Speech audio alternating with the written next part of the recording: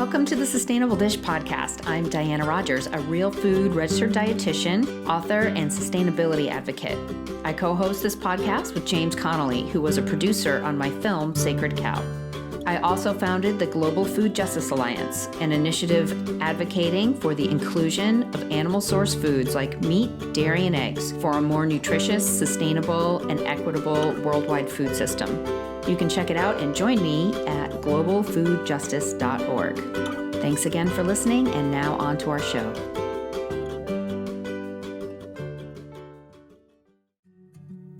Today's podcast is sponsored by Paleo Valley, makers of one of my favorite supplements, the Organ Complex. It contains all of the benefits of liver, heart, and kidney to those of us who don't really love eating those ancestral foods because of the taste. The nutrients are helpful for brain health, hair, skin and nails, and also for energy. Get 15% off with my link, sustainabledish.com/PV15. That's sustainabledish.com/PV15.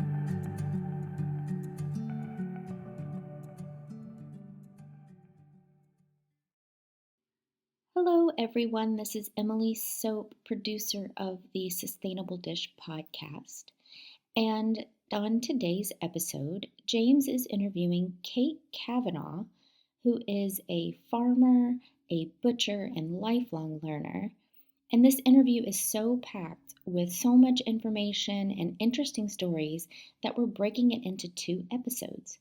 So be sure to tune in next week for the conclusion of their conversation. Now on to the show. This is James Connolly for Sustainable Dishes podcast. I may actually try to release this on Death in the Garden as well, just because I think this is just a really fun conversation, and I think you've already been introduced to the audience before, and so we can kind of dive into different perspectives of Kate. But first of all, I want to really send a heartfelt thank you to Brett for introducing us. I agree. That was really, really cool. Every time I have a conversation with Brett, I always get that pause where he's like, this guy's just strange. I think he thinks the same thing about me. Yeah, right? He's in the best way. I can't, yeah, in the best way. Sending love out to Brett. Yeah. So, and I think it's, I kind of want to, I really struggled with like how to kind of start this, because I think the thing that is interesting to me about trying to have a conversation, a podcast with you, is that I kind of want the audience to see you in the way that I am seeing you. And so the struggle for me is real. It's like we are just passing back notes like in the classroom all day long, since we've met, and just like bouncing different ideas and just complaints about the world or any number of different things kind of associated with like just finding like a kindred spirit. Drowning and one another in reading materials. drowning each other in the deep end. Just throwing more water on each other in the deep end. And so I do think it's like really interesting. And part of the so Diana asked me to be on to co-host the podcast because she knew I was kind of starving for like genuine conversations about the things that I really genuinely care about. And so it was very difficult for me to even begin, but it is such a joy to be able to go and do this on a regular basis. It's such a joy to be able to reach out to people. And we were kind of talking before the podcast starts, like, there is an element to when I interview somebody, when I read a book about a certain subject, I get that time with that person to talk about the subject that I've dived into, which I think is the reason why somebody writes a book, right? It's like you want to put it down, an argument or a thesis into the world, and you want to commune with people who are thinking about things, or you've changed minds, or you want to sort of like bounce ideas off of each other, and so you're communicating across time and space with these conversations. And like Kate is like I always forget, like there's an audience. So Kate, we got to remember there's an audience. So, they'll be fine. They'll catch on. They always do. Yeah. So I think it's like really incumbent. I'm just trying to get to know your mind and the way that you think about things, because you are taking a lot of information. You are taking a lot of things that I fundamentally care about, poetry and the way of communicating, physics and science and the history of the way that we tell ourselves, civilizational struggles. How do we thrive in the modern world? All of these different things, and you're sort of whirling them around into this sort of melting pot, and sort of communing with people who are doing many of the same things. And your podcast is brilliant. I think I've listened to 90% of everything that you've put out since you sort of rebranded the podcast. It's absolutely brilliant. Long form conversation. It's 2.5 hours, and I'm always wanting for more. And so this is the weirdest introduction, but I want to introduce everybody to Kate Kavanaugh. And just kind of like, I want to start out with like, I do want you to kind of like push into your health journey a little bit and your childhood and your upbringing. I think you can find a lot of it on Kate's podcast. She has a solo podcast where she kind of talks a lot about this very deeply, but it's just so important to get to know you in the way that I've gotten to know you by sort of listening to your journey. So go. Well, shoot, I'm not even sure what to say. That was quite the introduction. Thank you for just talking with me. You know, we've kind of had this whirlwind situation of getting to know one another since we were introduced and exploring one another's brains. And so the feeling is so mutual. Where to start?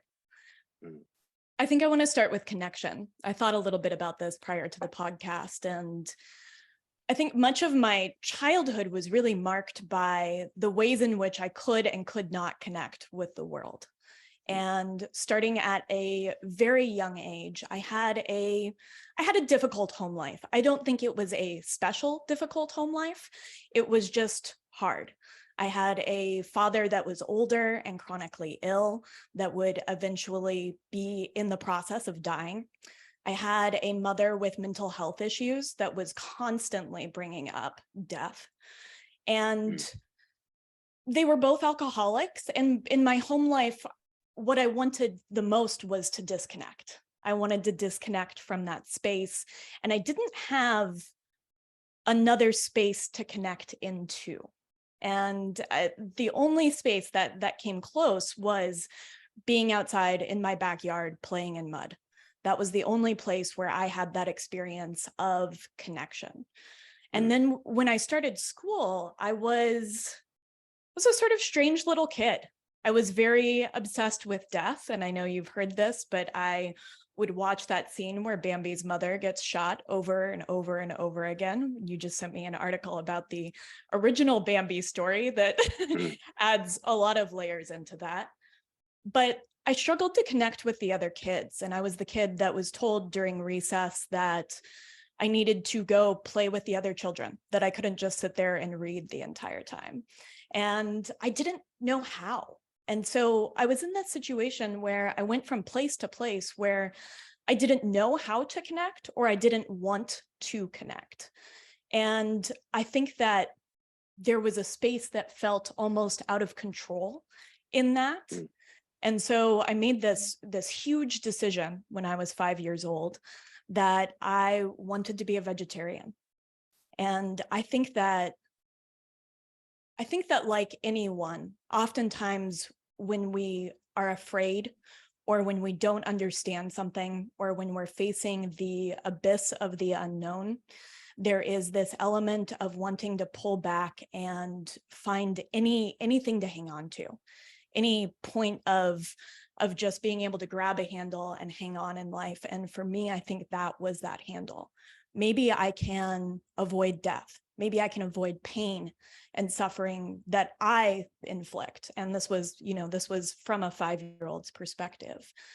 And this kind of carried through. And over the years, as I went on in school, as my father's health deteriorated, I became more and more disconnected, and that manifested as deep, almost existential anxiety. And I entered into what I think is, and you and I have talked about, becoming far less common, a very overmedicated childhood. I think by the time I was 13 or 14, I had been on a dozen different antidepressants, antipsychotics, trying to medicate the way that I connect.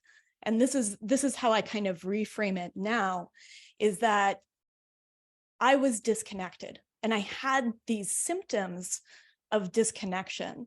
And instead of looking at the constellation of my environment and my school system, they pathologized and medicalized me. And I think that this isn't an uncommon story where we medicalize the individual for what is happening at a societal level. Yeah.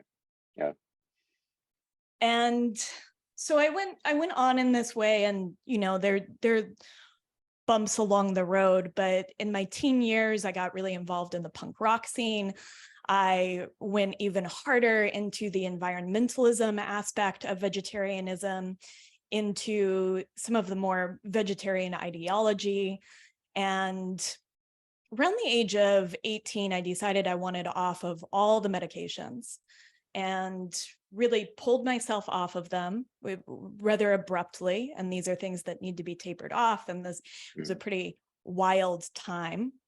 And about 2 years later, I realized that my health problems really hadn't changed since I was a kid. Still plagued with anxiety, still plagued with gastrointestinal issues, still plagued with just debilitating fatigue. And I started thinking about eating meat again.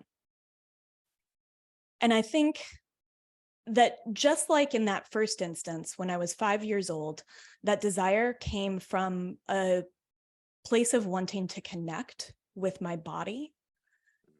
And that's where it started. And so I started seeking out, how can I connect with my food? Because if I'm going to do this, I want to understand exactly the system that I'm participating in.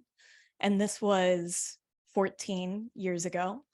And so I started visiting farms and ranches and really getting to understand a little bit about agriculture. I think at the time it was not really regenerative agriculture so much as it was holistic grazing or rotational grazing, right? That word wasn't really in our lexicon yet. And that's when I really dove into the meat world, and I'll pause there.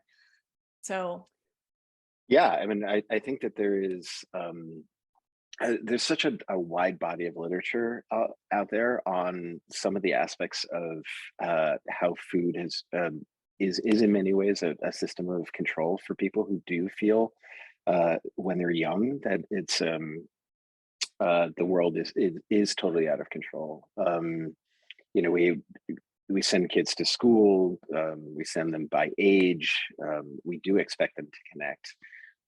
I struggled as a parent to find connection with other parents just because we decided to have children that are in and around the same time, right? Yeah, I'm like, hard enough to make friends as it is. Exactly. But I do think it's, there is so many aspects of this idea of socialization that kind of happens with that. I have found there is so much literature out there from people who experience this, The Power of Introverts, Susan Cain's book. She said that even just modern schooling, the way that they design the classroom now so that like 4 desks are facing each other is so abhorrent to the way that she wanted to learn. Because now you're supposed to commune, like you have this very American driven idea that we all want to work communally and sort of like, and focus on these focus groups. And so now you're staring at your students as you're trying to learn as well. And so one of the stranger parts about, like, say, Michael Pollan's book, where he talks about how to change your mind, he was interviewing one scientist and he was saying, he said, kids are tripping all the time. Their brain structure is completely different to ours. And some of it is like an open source, like computer system that's just allowing so much information in. And because you're not thinking of things as one thing or another, differentiating things, making connections based on definitions that you don't understand yet, you really start to think of things in a very different way until your brain starts to develop and form in a way that starts to meld to the world that's around you.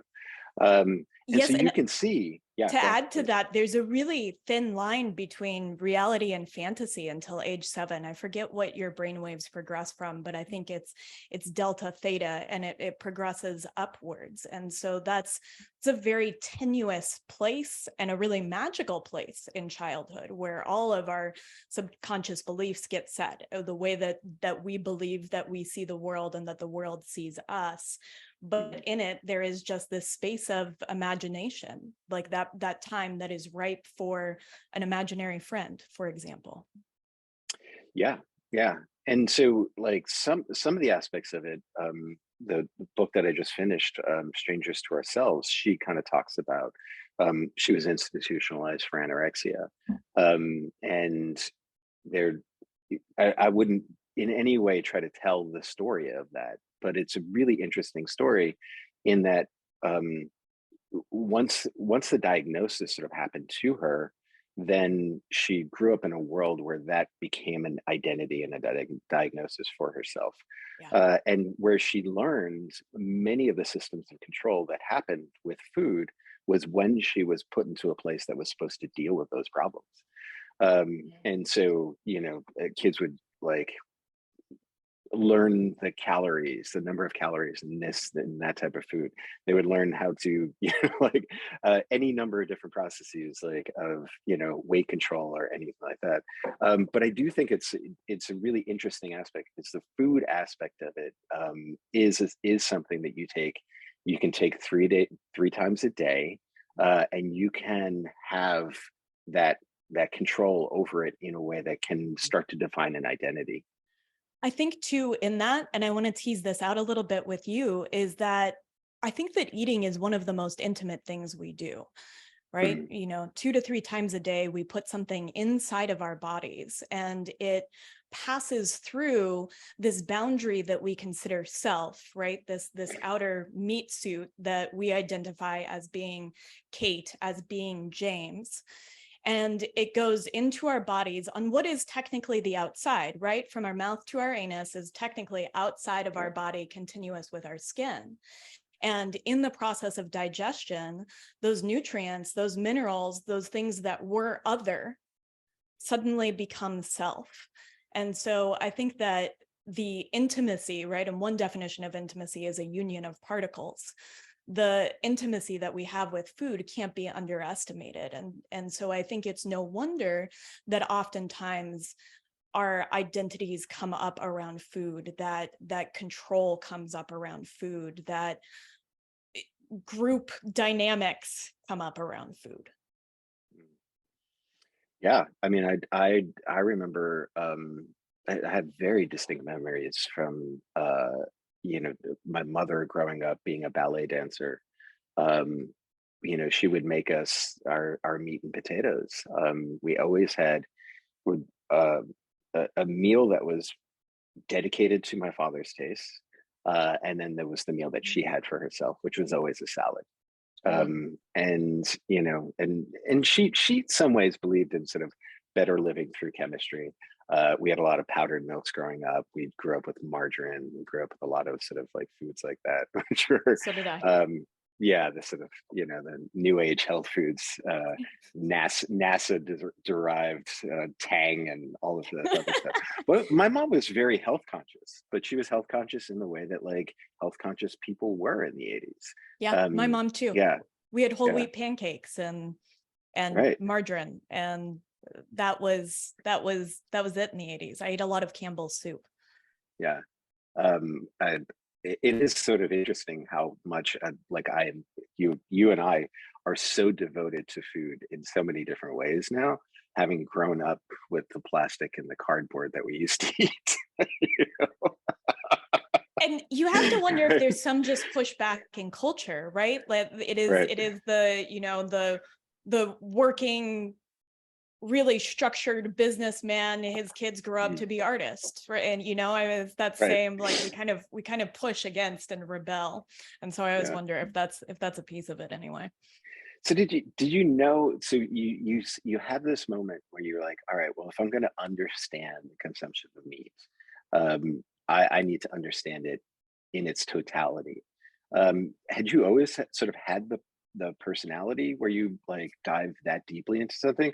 Because I do want you to tell the story, because I think the rubber hits the road for you in the way that it took me 15 years of being in the food system before I started to even look at farming and soil. Because that's what a city kid does, right? They discover food, they become a chef, and they just think that they know everything. Um, right? Yeah, Maybe I've they worked with study enough chefs nutrition. to Yeah. to know that. Yeah. So dive into that. I just find it so fascinating. You know, as a kid, one of the things I loved the most was research. I went to a school where that was one of the few things that I really attached into. I loved deep dives. I loved getting to know a topic inside about and out. And I would pick really strange topics for a kid. But I was really interested, and I left high school really young because there wasn't enough depth. In the beginning of my sophomore year of high school, I declared it was like September, sophomore year of high school, and I was like, I Mm, can't do this anymore. I'm going to college. This is too much busy work. I want to go deeper. well, And so I made this announcement and I did it, 2 months later in right. college. And there I was doing all of these deep dives. I just suddenly had this smorgasbord in front of me, and all I wanted to do was learn. I was absolutely lost, absolutely rudderless on what it was that I wanted to do, but I knew that I wanted to understand everything. And I think that this too is that drive for connection, that in seeking to understand even that which we can't understand, we have this act of connecting to these source materials. And I think that was probably what set me up to really dive deep into wanting to understand what it was that I hadn't wanted to participate in. That if I'm going to be a part of this, then I want to understand as much of it as I can. I want to connect with it in every way possible. And I just started going to farms and ranches. I went to the farmers market and I'd just ask people. And during this time, I had begun to eat meat again, and I was seeing a really big change in my body, a really big change in my anxiety and depression starting to go away a little bit, and in my gastrointestinal health, and an uptick in my energy levels. And I was seeing that this food was having a healing effect on my body. And as I was visiting more and more farms and ranches, and I couldn't get enough, I started to see that impact from those animals was having a direct impact on healing soil. And, I know this is maybe a tired trope in the regenerative ag community, but there is something absolutely stunning about standing on a piece of property where a stream or a creek has been long gone for many years, and suddenly you apply ruminants and the right practices, and that stream comes back. And I've witnessed this 4, 5, 6 times in the last 15 years of doing this work. And every time I am just struck at how powerful these levers are to heal both land and bodies, and to see the mirrors between those two spaces. And the more I saw those little mirrors, and I see them all the time now, and they're not mirrors. And I do want to say that at the outset, it's not a mirror, because we are continuous with our environment, because we are connected inextricably to the interconnected web of this biosphere. And I think within that, and starting to notice that, it just became more and more interesting, and it drove my desire to understand it at more granular and more fundamental levels. Well, if I'm eating meat, then I also want to make sure that I've killed some meat. And so we raised some chickens in Arizona, and I killed some chickens. And well, if I'm doing this and I'm cooking, I'm learning how to cook all of this meat, then I also want to know how to butcher this meat. And I want to understand the physiology and how these practices are being made manifest in carcass composition, and sought that out. So there just was this driving force of, I want to know more, I want to connect more, I want to understand more, and diving deep. Yeah, I don't want to go to. We're going to get to that part, but I want to kind of like drive you back a little bit to the educational aspect of it, right? So, I think I don't know if you have a story or you have this like moment where you start to realize like maybe the grown-ups don't really have control or they don't really understand what they're talking about.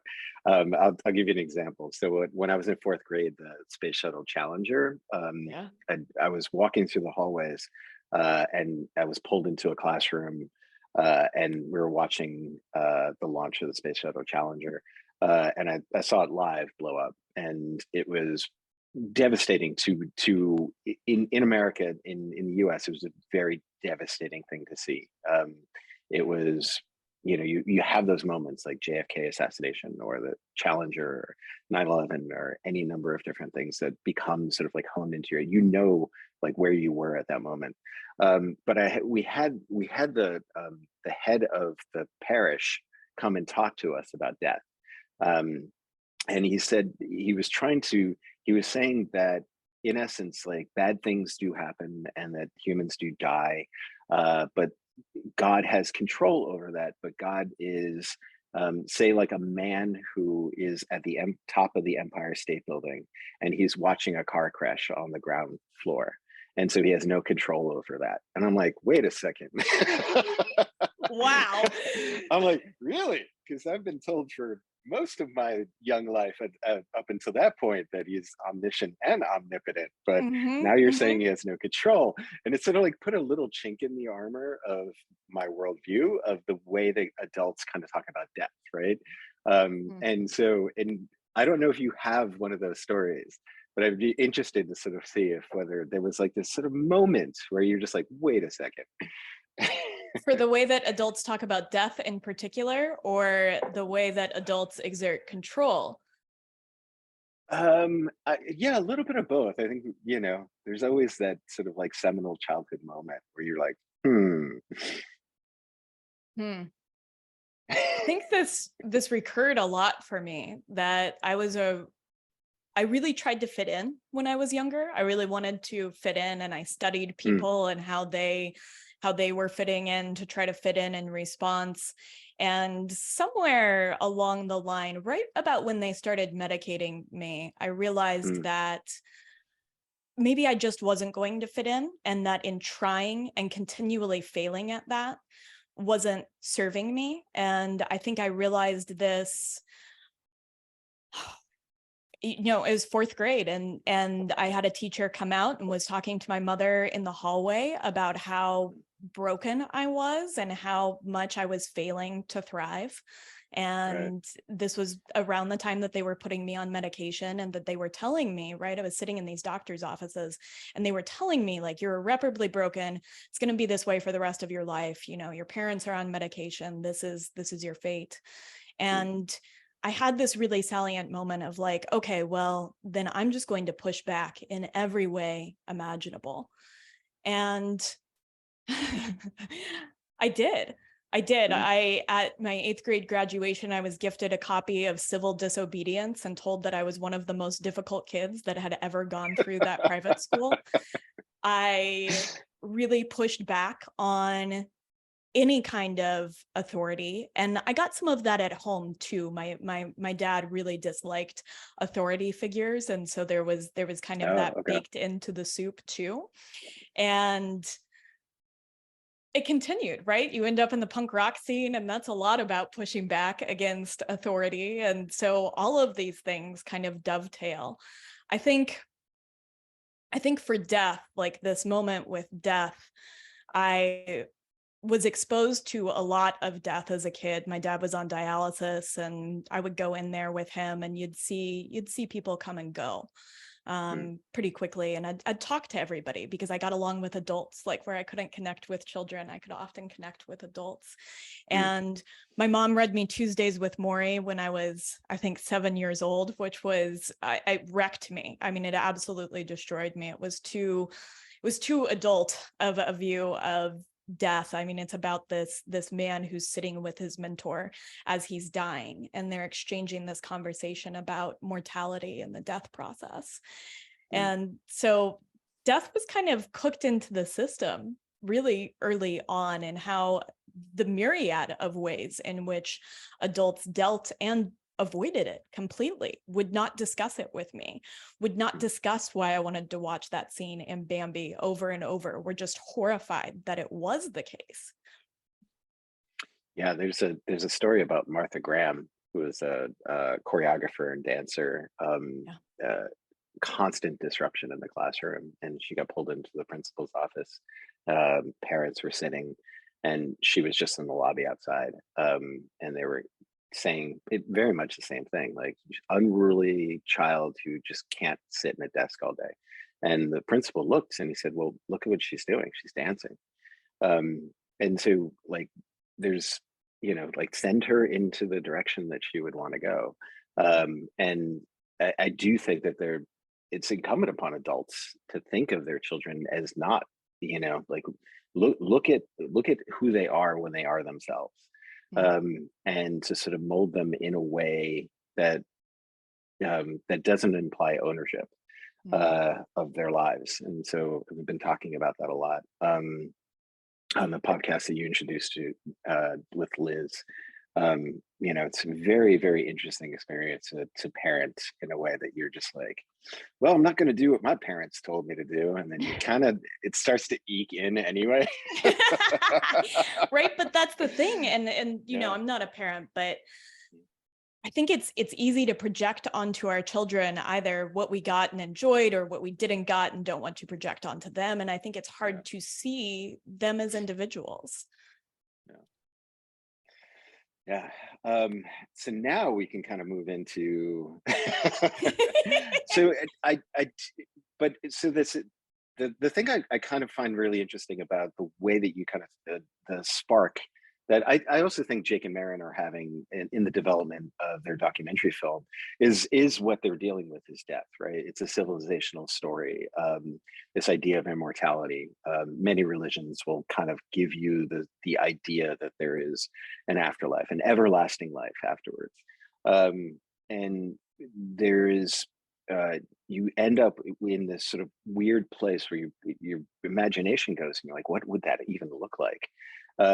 But the sort of denial of death, that aspect of our world that doesn't like to see decay, that doesn't like to see the processes of decay, is so integral to it's like where the struggle is.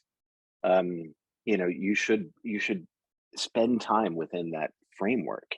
And it's not really taught in schools in any meaningful way. And so I think it's really interesting because the way that you kind of talk about this, it seems like it's the overarching sort of circle of your life. And I think it's endlessly fascinating, and it kind of moves into everything, right? Philosophy, religion, science, thriving. Like when you talk about death, you're talking about thriving as well. Yes. And we can't talk about life without death. We can't talk about death without life, right? Those two are perigee and apogee. And so to talk about aliveness, we also have to talk about the inevitability of death. Yeah. And it's so much in Quinn's work, Daniel Quinn's work. It is the separating space by which he describes the world. And so it's interesting. It's so interesting to me how you saw this take place. You saw the sort of that the reaction to being in that space, to seeing animals grown for food, to turn that into nourishment.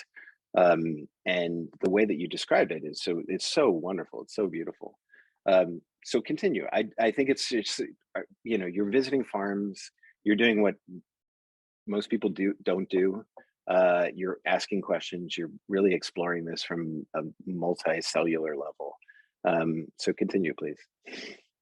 Yeah, let me say this at the outset too. I think sometimes when I look at all these different threads that we're talking about, when we're talking about philosophy or history or the rise of industrial agriculture, compulsory education, whatever it is, somewhere along the line, our avoidance of death actually kind of trickles into a lot of these. The narrative about meat right now, I think, is very much about avoidance of death. And I think I ended up very accidentally embracing this as a concept because it was so not talked about. And in that rebellious way of whenever somebody tells me not to, that's the first thing I'm going to go do.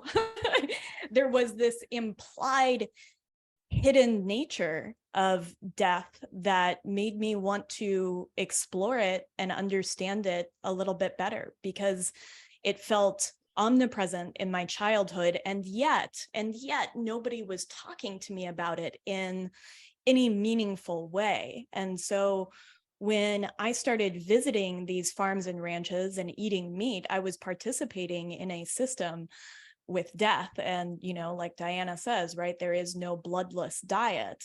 And I started to see that this was just a part of the cycle, that it was just a part of the prerequisite for life, that decay is that transformative process that turns what was once perceived as one into many in the course of the soil food web. And I got a little bit more curious. I wanted to go to slaughterhouses and see what that process looked like, what that actual space of killing that we have so much in our society outsourced to very few people, right? What once might have been the job shared, we now have people that work in 3 shifts that kill 15 to 20,000 animals in a single day. And I wanted to see, like, what are these processes when they're big? What are these processes when they're small?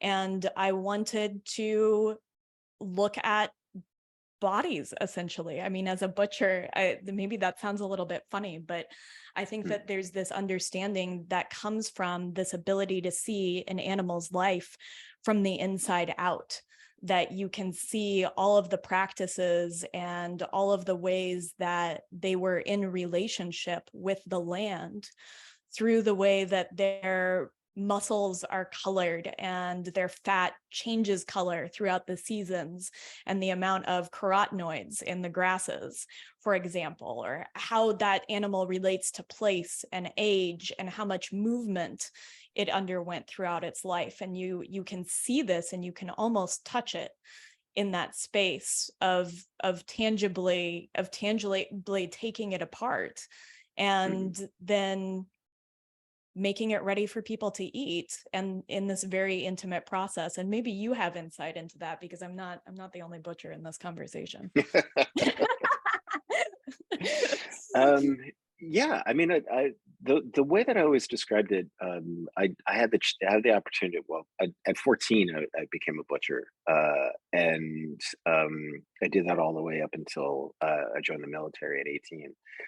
I did not go back to it until I was in my late 30s, almost early 40s, and spent a lot of time in London with a bunch of Irish butchers. And they were just great. I mean, they're Irish, they're butchers, they're really, really interesting guys who had traveled the world. They were butchers for Saudi princes, and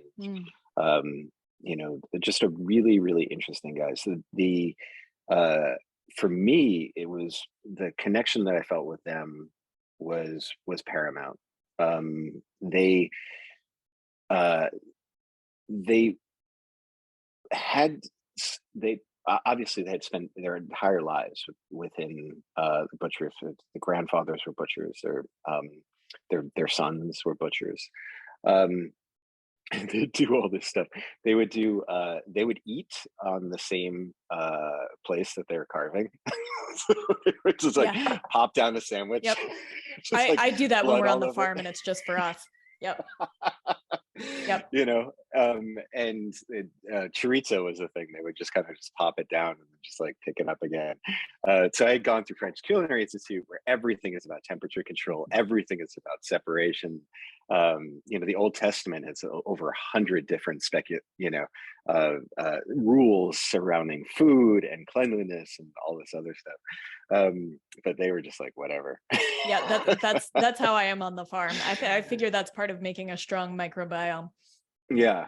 And really, the thing that I loved most about it was that they lived within two different worlds, right? So one, they're feeding princes, billionaires, multi-billionaires, and then two, they're also bringing in these old women who would come in, who would ask for all of the stuff that nobody ever wanted. They were the only people still eating liver, the only people who were they would get laying hens, and they would cook laying hens. They would just get, for $1 a pound or something like that. Have you ever read Mark Schatzker's book, The Dorito Effect? Yes. Yeah. It's been a minute, but yes. Yeah, there's just this one story of the Barred Rock chicken that he tells, that I just find really interesting, and I kept on thinking about when I was listening to podcasts you're on. It was a heritage breed of chicken. They had friends who had stopped over, and they offered them dinner, but this chicken was not meant to feed 4 people when they looked at it. But it was highly satisfying and satiating. And I do think that there's something weird about how much we've lost, that when we're talking about taste and we're talking about flavor and we're talking about all of the things that, like, say, Julia Child, how did she prepare a chicken? Salt and pepper. That was it. Right. And you just, like, you walk through the supermarket now and chicken is just drowned in ingredients. Yes. Yes. Yeah. It's interesting too, and we haven't gotten to this part, but after all of this looking at animals from the inside out, I was really curious to try my hand at raising animals, because I felt like I had glimpsed something that was relevant. And I think that flavor, right? We're talking about flavor, which is a really interesting sort of cathexis of all of these different things. Flavor is at once what the animal was eating, their diet. It is the amount of work that a muscle is doing. And that is why a beef shank is always going to be more flavorful than a tenderloin. But with work comes not just flavor, but also toughness. So a beef shank is also going to be very tough. And it's also going to have some to do with the breed and how adapted it is to that area, where the animal was, in Fred Provenz's work, he looks at where the animal was in utero and the way that influences the calf's, or whatever it is, ability to select nutrients out of that regional ecosystem. And so flavor is a complex piece of this, but I also think that is our initial point of connection. We eat with our eyes, and then we taste practices, we taste lives, we taste our environment through this act of eating. It's this intimate conversation between our environment and our biology, and it's this sort of go-between, and flavor is the vehicle for that. Yeah. I mean, do you think that we're with even just within this subset of people who are, I think, really fighting, struggling to build a food system that is nourishing? Do you think we'll get to the point where it's like, Italians argue over olive oil? Like, my family's olive oil is the best in the world. Do you think we'll ever get to that point where it's like, because I am finding some aspects of it within our food system. I am finding there are people who are really advocating for this in a way that I feel is just so beautifully, like, Wendell Berry-esque, as they're sort of moving through these spaces. Even Michael Pollan's evolution, from what I consider his initial discovery of the food system. He had sort of he had written The Botany of Desire before, but it almost feels sort of removed.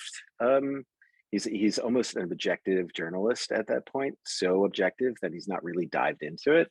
Then Omnivore's Dilemma, and then now he's moved into this space where I feel like he's like trying mushrooms. I think it's like the evolution of your, the gastronomic evolution is you eventually move Yeah. into a space where you're like, let's see what all of these plants can really do.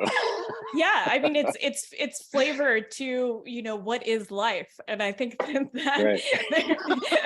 it's sort of a pipeline, Yeah. from food to existential crisis.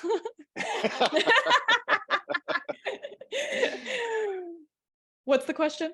I don't know what the question is. No, I mean, like, so, part of me is like, because I'm such I think of myself as a very romantic person. The outward appearance of what I do is I dive very deeply into the problems within the system, only because I have an ideal in my head, which is something that is this, right? It's a nourishing, like, bountiful system that that doesn't see us all as consumers, Yeah. that sees ecosystem as like a system of our economy that should be valued as much as everything else, Yeah. sort of a living biology. And so, like, when I'm talking about this stuff, I want to sort of build like an enthusiasm around the good parts. But what I end up doing mostly is kind of focusing on where it's going wrong. But really, like, I actually genuinely believe that there's a way to build this in a way that it is so spectacular that we would just like, like, what does that look like to me? You know? You asked about the olive oil, right? Are Yeah. we going to have this argument about olive oil? And I hope in many ways that we don't, because I hope that what we gain an understanding of is that everything is just a reflection of the place it was in and the relationships that it had within that place. And so when we are eating food, we are eating from a place, from an ecosystem, and all of the players that are in that, whether we're talking about 1 billion microorganisms in a single teaspoon of soil, or we're talking about the insect population and how that played a role in feeding that place, or we're talking about humans that were stewarding or tending, whatever word you want to use, those animals, and we're talking about what that soil looks like and the history of that soil and how it's influencing that flavor. And so within that, my hope is that we understand that we are an intimate part of this place and everything is reflecting its place and all of the relationships in it. And there are so many of them that we could never tease this out. And I think one of my questions is, how do we make that ideal not a utopia, but a real and imperfect place? Because I think in your and my romanticism, which I think is important, right? Like, it's important for us to have this sense of feeling. One of the things that I think we remove when we talk about this switch from cyclical to linear thinking around the time of Descartes or Newton, these things that you and I have talked about, Jake and Marin talk about, is that we lose our own subjectivity within a sense of place and the feelings and sensations with which we experience a place. And I think that romanticism of that is a part of that experience, and our desire to be a part of the whole, to be an interconnected part of the whole. And I think it's reflective of that. And so I don't want to lose it. And at the same time, I want to hold space for, like, these are imperfect systems. Regenerative agriculture is not a panacea. There is no panacea. We are trying to navigate incredibly complex issues of how humans are threads woven into this earth. And there's not going to be this linear solution. And I think too, right, this brings up, I've been harping on Andreas Weber and this idea of erotic ecology, that our experience of touching and sensing these places it's required. It's required. We need it. Yeah, there's a line in the we both just finished the book on phosphorus, but there's a so NPK, the fertilizers we've used to sort of build the Borlagian green revolution. He has a line in there. He said that because he's actually talking about ruminants, he's talking about animals on the landscape, but he says that the individualistic parts that we've made, we've broken that circle and created a line. Yeah. And I've been thinking about that a lot. Yeah. We've broken that in every way. And I think that in some ways, to me, the part that marries that line again is our relationship to death. Because if you take death out of it, if you believe in, this life that goes on forever, or you're searching for the fountain of youth, or you're trying to avoid death, then you're trying to avoid the very point of the biggest transformation of energy and matter within a food system. And I could talk about that book for forever, but when we're talking about fertilizer, we're initially talking about nature's desire to spread blood, which has nitrogen, and bones, which has phosphorus, and fleshy tissue, which has potassium, back in to nourish the soil. And that at that point, and any farmer, any rancher, any observant hiker knows that when you come across a place that has manure on it, or that has a dead body on it, you'll see this proliferation of life. You'll see greener grass. You'll see it taller than everything else. And that is the point, that those bodies are going back to nourish the system once again and become a part of it. And then some animal comes along and eats that grass and those minerals and nutrients that were once a part of another animal, that were a part of rocks that sort of rot out of deep time, and the singularity, like thrust force stardust, is part of us. And there's this cyclicality to that I think when we return to this point of death, that maybe we can make that line into a circle again. Yeah, can we dive into that book a little bit? Because I think it's Please. Right, it's the exact subject we're talking about. I think it's really interesting. Yeah, it was fascinating. I'd love to get your first thoughts. Well, my first thought is you told me to read it, and I picked it up at My first thought. Oh, you this told is me to read homework. it, and I picked it up at 7 p.m. Right. And I think I finally went to bed at 10:30, which is very late for me. And I woke up at 4, and it was done by 6:30. And so in the span of less than 12 hours, I had consumed this entire book. And I think, it's fascinating to look at the complexity of everything that we do, and then these simple problems that, like, these spaces where all of that complexity gets distilled down into the single element, and how we are interacting with it. And I think that it's the perfect thing to explore because it's so paradoxical. Like, at once we are running out of phosphorus, and on the other side we have way too much phosphorus that is absolutely changing our environment. Right. So for the sake of our audience, the book is called The Devil's Element. The Devil's Element, and by Dan Egan.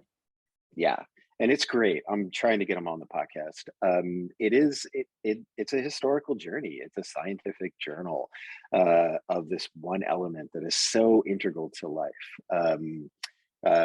to this circularity of life. Like, for me, the thing that, like, if I was going to distill it down to like a single story, was the amount to which every single battle and war, the pledges that these armies would make is that the dead would be carried back to their homeland so that they could grind them for their bones. Yeah. Right. Yeah. So the British had actually, this wasn't in the book, but the British, part of the reason why they had earned the title Perfidious Albion, which just means for they're liars. Perfidious Albion was because after a seminal battle where the English and French had gone to war the English people had taken the French corpses and brought them back. And so it was so integral to the development of the way that they tried to create a circularity within their agricultural system through population growth, was to recycle those nutrients back into the soil. And it didn't matter if it was ground up bones, if it was cemeteries, if it was animals, it was all of that stuff. And they understood they had to bring nutrients and nutrition back to that. And really, they're importing that fertility, right? Like they're going all the way to South America to bring back these massive amounts of bird poop, and they're grinding bones from Egypt. Yeah. Isn't it insane? It's crazy. It's really crazy, but they're That's importing their fertility. Oh, no. I want to see that one though. Maybe that one's next. They're importing this fertility and failing to change any practices or to integrate anything back into the system. Yeah, and when they're talking about these phosphorus deposits in Florida, that 85% of U.S. agricultural development and fertility is dependent upon, they're talking about bones, they're talking about teeth, they're talking about the sort of recycling of nutrients within this ecosystem, this within this world. And then and then the city element of it, the sort of monoculture that is a city, what ends up happening with that, I just find absolutely fascinating as well. It's a great book. It's just, but you could do the same with nitrogen. You could do the same thing with the way that we have mechanized all aspects of it. And I kind of want to go back because I do think that there is some element to the way that you talk about that sort of Cartesian mechanistic system that I just find absolutely interesting for to go over. Oh gosh, how do I talk about it? You talk about it. Well, I mean, so yeah, you got it. Yeah, I can do it. Yeah, I can do it. But I'm curious which part you're looking for. I think that a lot of us are asking this question of, when did the mentality shift? And we see all these changes that it has wrought, right? And I think that you and I are searching for a lot of the same puzzle pieces within that. We're looking at the rise of industrial agriculture, or the rise of sterility, or the rise of compulsory education. And so much of this, for me, is, when do we stop feeling like a part of that whole? When do we stop feeling like cycles are relevant and we enter this space where growth can happen in perpetuity? And we see that in many ways, right? Refrigeration breaks, and air conditioning break the seasonal cycle. Medicine breaks the rest and repair cycle. And artificial lights break our circadian cycle. There are so many ways in which these cycles that nature functions on have been truncated. I mean, you could even point at birth control and talking about the ways in which it's disrupted the menstrual cycle, and that these cycles are incredibly important because there is no waste in nature. And what Dan Egan's book is highlighting is that there is this cycle of phosphorus that nature is naturally undergoing, and we've gotten so far away from that. And I think I want to understand how we can get back in a lot of ways, or how we can reach a new place of understanding our place in nature, our place in the environment, our place in these cycles, without it being that the human is a blight on this earth, which I think is the narrative we so often get when we look at the media, and put ourselves firmly back in the interconnected web of life without utopianizing it. Right. So I'm going to go one direction and then pull us back in the other. So I was reading this morning, Alan Lightman, because I was listening to one of your podcasts, and Brandy was talking about it. I love Alan Lightman. I was reading it this morning, and he was talking about theoretical physics. He's a physicist. So he was talking about time travel. And he said that I also watched Arrival last night, by the way. Good. Yeah. Yeah. We should talk about that. Yeah. So he is saying that if you could travel in time, it would break all of physics, because physics is dependent upon linearity. It's absolutely dependent upon that. And so if you turn that into a circle, you would actually break physics. Which I was like, what? I was like, I don't even understand it, but it just kind of goes with what we were talking about. and so much of I'm not a physicist, so that needs to be said at the outset here, but when you look at like the work of Fritjof Capra, who wrote Systems View of Life, he wrote the Tao of Physics, and has done a lot of work at looking at how you model ecosystems and how you model emergent properties, how you model the pattern of a flight of starlings as it undulates across the sky. You need physics to model that. And so much of what we are just beginning to understand about that mathematical modeling is that it is almost impossible to do because these systems are so integrated. And right. I wonder if that would also break time travel if we don't even understand how that could happen, because maybe it's like Arrival and it's just this loop. Right. It's a language. It's a language that needs to be given to us, because I think we're telling our language doesn't allow for circularity in some ways. Or the way that we've defined the way that we talk about science doesn't allow for that singularity. We have go ahead. We have this singular view of science, and we have this language that has been built around it, right? And one of the things I'm constantly teasing apart on the podcast is language. How are we defining these words that we use in our everyday language? Do we even know what they mean?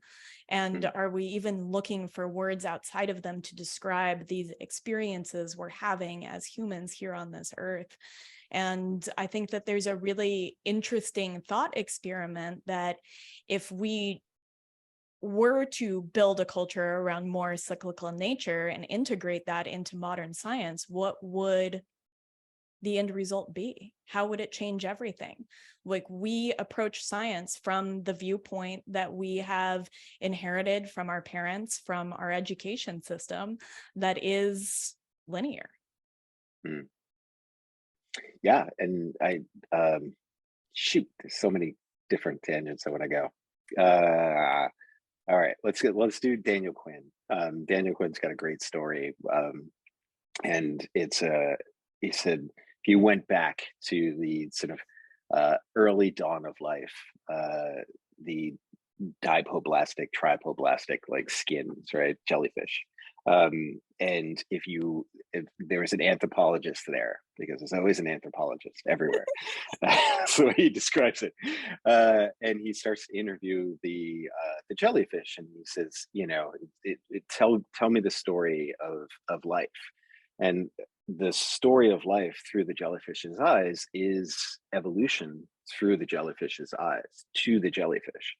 And he said that is the story the jellyfish would tell.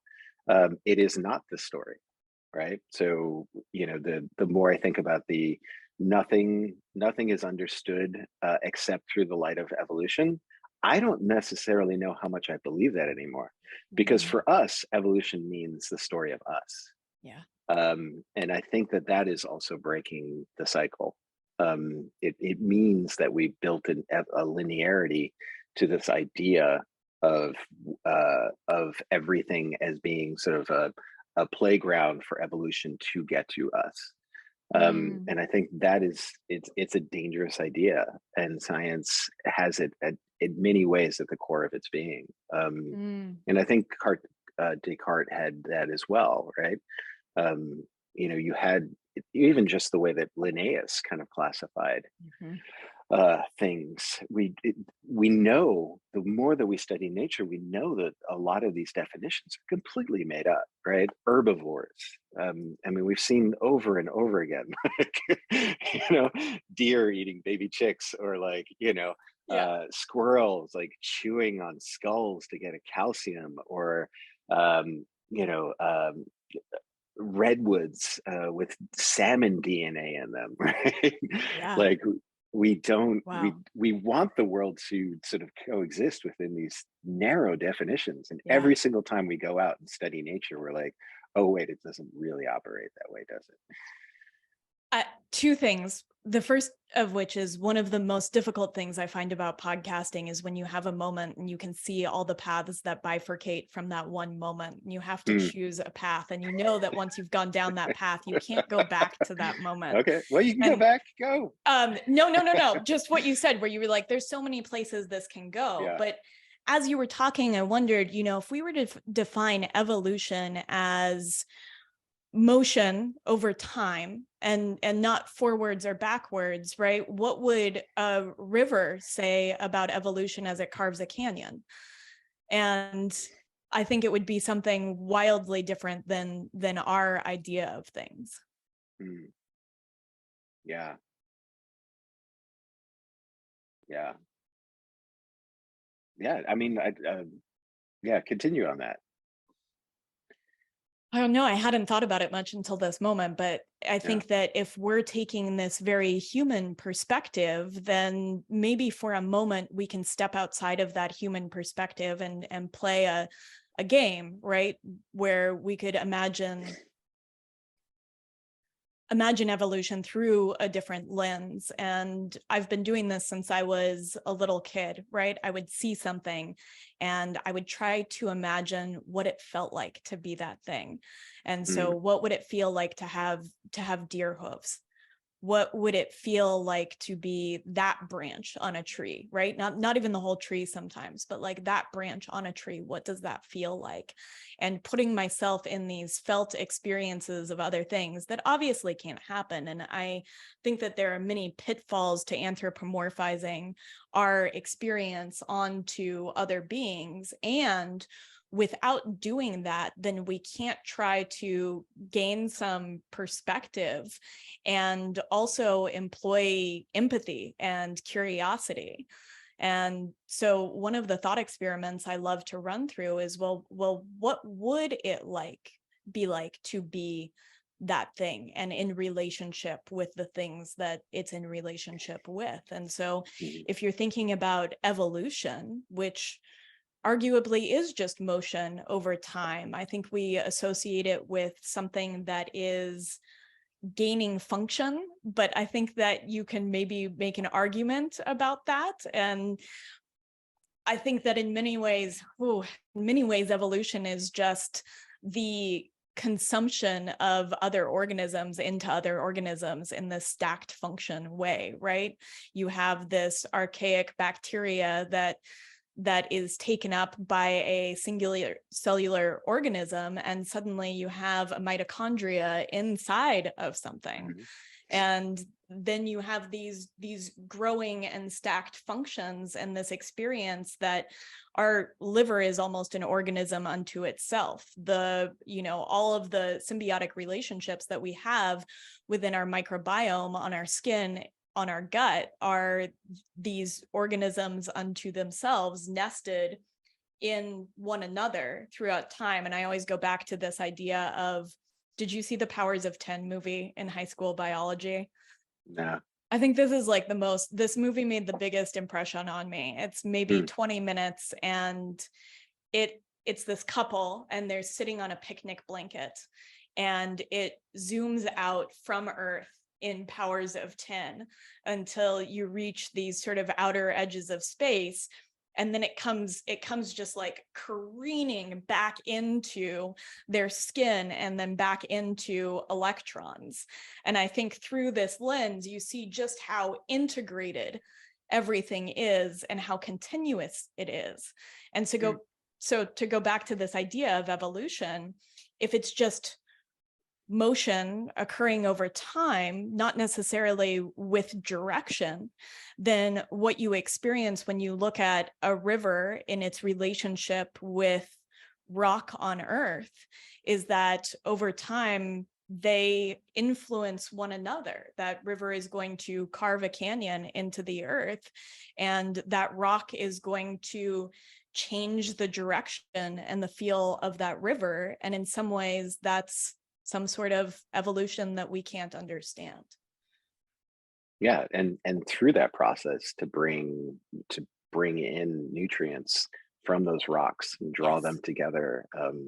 There was a book that I read on water years ago, and he was talking about IBM up in Connecticut has a division that, in order to etch onto microchips to get them smaller and smaller, the water that they use has to be purified.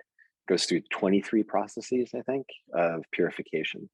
They said if you drank that water, you would slowly die, leach all the minerals out of your body. And I just thought it was so profound, right? Because we Yeah. think of water as H2O, but it's a myriad different ingredients of leached because really water is just like killer, right?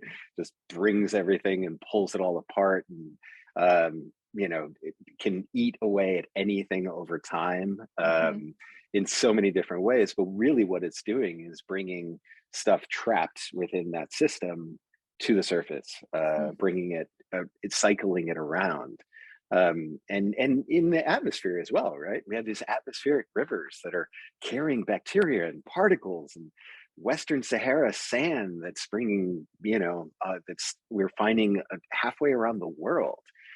Just really stunning stuff. But You touched on something that I think is at the core of one of my biggest curiosities, which is what we think of as one is almost always, maybe always many. mm, Nothing exists in isolation. And right, so that's important to recognize as we explore everything, our food system, just one of those things. yeah. And one of the things I find kind of one of the paradoxes of modern society, especially since the dawn of civilization, is the way that it thinks about water. So, like, if you walk through the mechanism that is New York City, everything is about shuttling water out of it, right? And so when you're talking about like regenerative agriculture, it's about holding water on the landscape, right? It's like, how do you Uh-huh. bring that creek? How do you bring that creek back, right? Uh-huh. How do you build it up from nothingness, right? You hold water on the land, and it allows it to move in places. Is it there's a brilliant book that kind of talks about this, but we have an Army Corps of Engineers. We have taken all of our rivers, our creeks. We've gotten rid of beavers. Everything that we drained all of our swamps. We moved water out of all of these different surfaces, so it can't exist on the land anymore. So it shuttles in a way that's almost turbocharged away from the landscape. And we've sort of done that. That's what cities are. Cities are deathly afraid of water. New Orleans, New York, all of that stuff. And it's like, it's just such a weird like landscape to kind of walk through, like studying what I study and like loving the things that I love, to like the way that people treat just this elemental like Yeah. thing that is 70% absolutely us. dependent on water. Yeah. 70% us. I don't know if the book was David Owen's Where the Water Goes, which is a really excellent one, exploring mostly water in the West.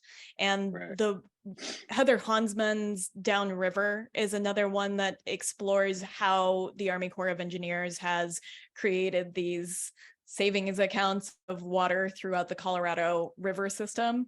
But I think that Dan Egan touches this in The Devil's Element. He talks about in Florida, they've created these dams or these man-made lakes and let go of the wetlands, which serve as one of our most important sources of remediating that those intense relationships at the edge zones of these environments are some of the best remediators for phosphorus, for nitrogen, before it goes into greater waterways.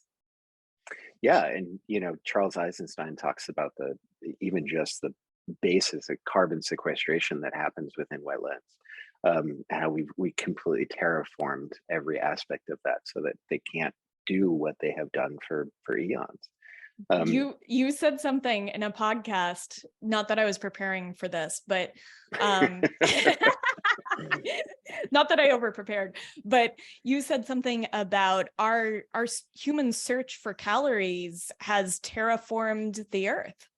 And that really struck me, to go back to this idea of arrival or of alien life. Like, we have completely terraformed this planet in our search for food. Yeah. And for Daniel Quinn, it was the tree of life, right? That is the story in the book of Genesis, that his contention was that it was actually a warning story from hunter-gatherers about what is the tree of life, what is that secret knowledge. And so when the gods understood, they understood that in order for life to be, sometimes the fox would get, his kill. He would get the rabbit, and sometimes the rabbit would get away. And so what was good for the fox may not be good for the rabbit. What was good for the rabbit was not good for the fox. And so what we did was we upended that. We took away the God's knowledge of how to live so that we could consume and feed ourselves. And that required a story. If you read the book of Genesis, it actually makes no sense that would, because it would be considered, the Garden of Eden would have been that what we had. But he says we would have labeled it the ascent to civilization, right? This would have been the story that we tell ourselves, is when we grasp the knowledge of the gods is when we became human. And so he says that these were warning signs that were coming from this sort of Cain and Abel story as well, was that we had developed pastoralism and transhumans work, and we were working with Abel was the pastoralist community, and Cain was the people from the Caucasus who had come down, who created agriculture.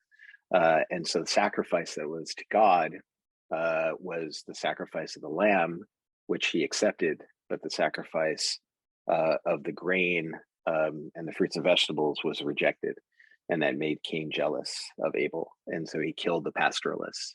And as far as I know, nobody else has looked at it this way. So you imagine all of human history, people have been reading this book. Nobody really thought about it until Quinn came along.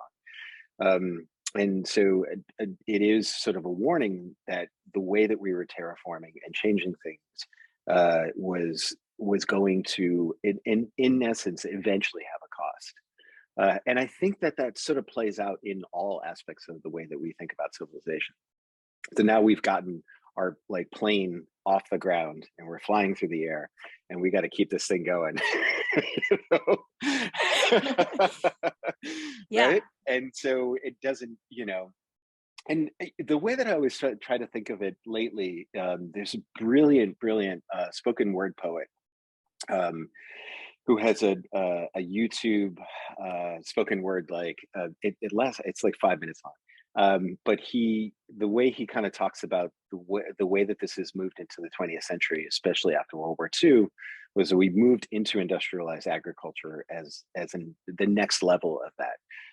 But his perspective of it, being an immigrant, his grandfather was an immigrant to this country, and he's talking specifically about imperialism in a very different way. He talks about it in terms of like Coca-Cola and these products like McDonald's, and how they've colonized our bodies. So the new form of colonization is colonizing us. Right? Oh my God, it's so great. I'll have to send it to you. We'll put it in the show notes. Yeah. Oh, yeah. That kind of blew my mind just there a little bit. Yeah. Sorry, I jumped from like one in to all the of other, our consumption, we are being consumed. Yeah. And yeah. the one thing that I don't know, I need to think about this a little bit more, but the one thing that the fox and the rabbit have to offer one another is a trend towards homeostasis. And anybody who lives out in the sticks, you'll know that there are fox years and there are rabbit years, and they sort of ebb and flow. That when rabbit populations are down for whatever reason, you will then see a dip in the fox population the following year because their food source isn't as present. And then once those dip, you'll see a boom in the rabbit population because there isn't as much predation for foxes. And so these two things exist in relationship to one another and a million other things. I've led you exactly where I wanted to take you. I'm glad I played right into your hand, right into it. So I've been thinking about this a lot lately. I was thinking about Serengeti Rules. And in Serengeti Rules, it was a book that came out and a documentary. You can watch them both. They're both brilliant, both beautiful documentaries. You could also listen to your interview with Sean B. Carroll. Yeah, it's really, really good. So what they did was this one experiment that I'll kind of tell that is independent of the Rinderpest one, which we can kind of go into. But they took these tidal pools. And in these tidal pools in the Pacific Northwest, you would have these ecosystems that had developed that lived in some degree of harmony and so they were fed nutrients from waves coming in and the tides coming in and out. But they were these sort of semi-harmonious ecosystems. And what they did was they took the alpha, the predator that was within that system, and they excised it. They threw it away. And it was starfish. And so what ended up developing it within that was then it became a monoculture, because the one thing that propagated most, that reproduced the most, no longer had something that was predating it, right? Eating it. And so it took over that ecosystem, and it did what it would normally do because it's trying to build some degree of harmony with the predator-prey relationships. So then I started thinking about it, and I was like, all right, so who's the actual predator here, right? Because I'm like, if this other thing, it can take over an entire ecosystem, it's the predator. The prey, I mean, the actual one, the starfish itself, is kind of like the ecosystem engineer in a way. Yes. And it's the one who's kind of like holding back the tide of this thing that can kind of just take over. Wait, so then I started thinking about this. I spend way too much time in my own head. So then I started thinking about other aspects of this. This is paradox. So this has nothing to do with that, but this is the way my mind works. So then I started thinking about cows, right? So cows as ecosystem engineers, which you kind of talk about. Then I started thinking about whales, because whales are cows that went back into the water. And so the way that whales cycle nutrients is they eat a ton of stuff. They come to the surface and they poop it out. That brings all this fertility to the landscape, which can be grasslands or water. So they're these like crazy ecosystem engineers, but we don't think of whales as cows. We don't think of cows as whales, but they're like super cool. Yeah. I don't know why I started thinking about that. Yeah, they're analogous. Oh, Kate's gonna love that. Yeah. They're analogous. No, I love that. I love that. And we see these little ripples because I think that these cycles are so baked into nature that it can't help but just like reproduce. Here's a cow in the ocean. Here's a doing its thing. Here's a whale on land. And because it's a really functional relationships. And I think when you distill some of these ecosystems down to relationships, that's when we find more common threads. The relationship of a whale to the ocean is similar to the relationship of a cow or of a ruminant to the grasslands. And these two things, these two relationships are the same. They're just perpetuated in different forms.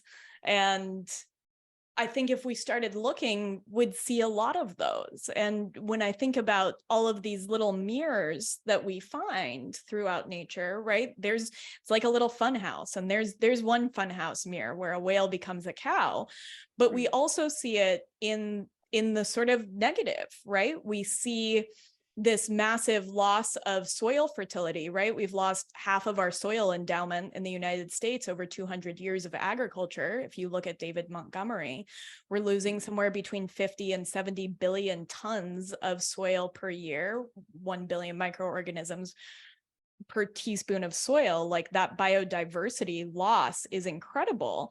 And it is fertility. Well, at the same time, what do you have in the human population? You have declining testosterone levels at 1% per year, almost 50% drop off since the 1960s.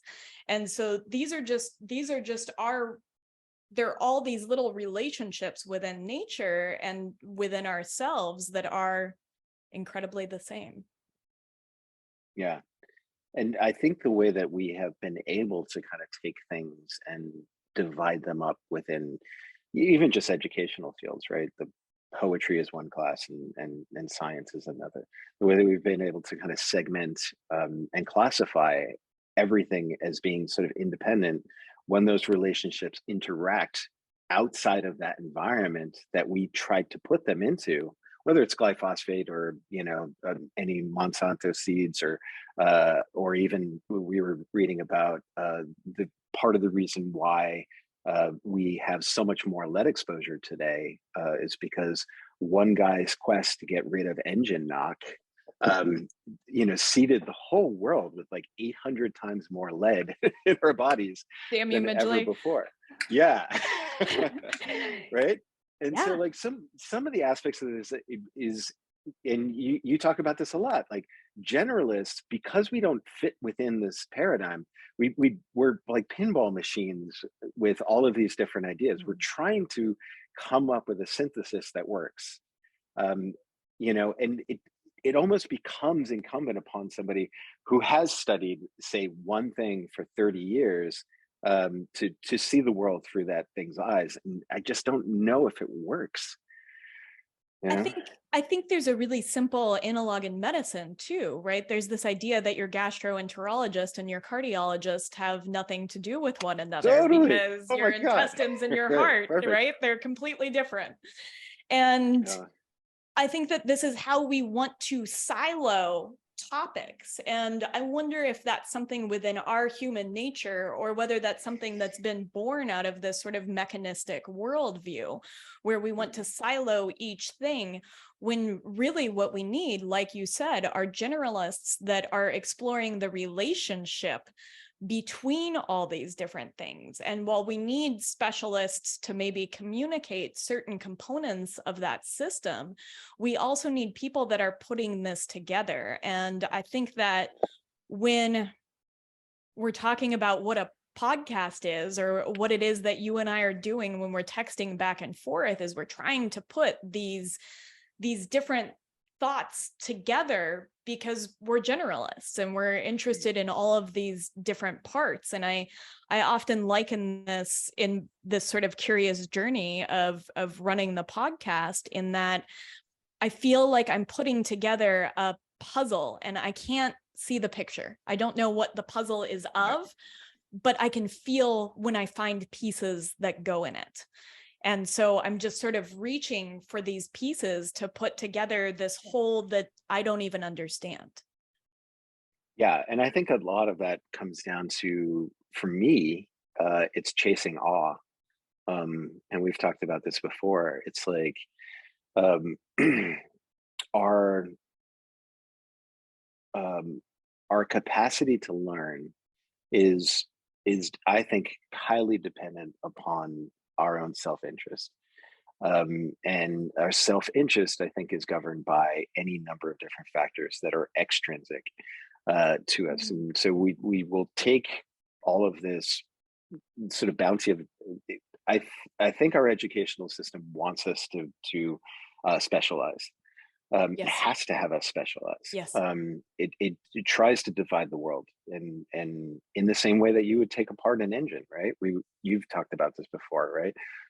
We talk about with the dawn of the Industrial Revolution, we started to think of the human body as a mechanic would an engine.